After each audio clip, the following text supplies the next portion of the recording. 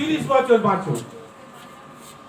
বলছে 30 বছর, বলছে আমি এত ইন্টেলিজেন্ট পারসন, এত বুদ্ধিমান, আমি এত চতুর, আমি 30 বছর ভগবান বাঁচবো না।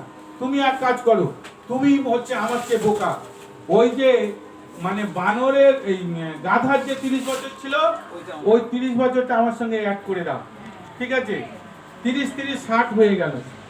আর হচ্ছে ওই যে 15 বছর ছিল, কুকুরের 15 বছর ছিল, ওইটা তুমি আমাকে দিয়ে দাও। তাহলে কত হলো? 65 হয়ে গেল।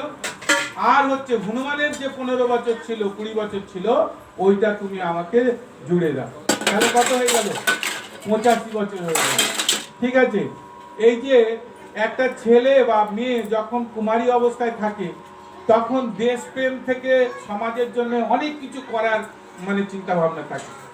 কিন্তু যখন কি হলো, 4 হাত এক জায়গায় হয়ে গেল, তখন কি হলো মানে হরে কৃষ্ণ, তখন সব কি ঘেঁটে ঘ হয়ে গেল।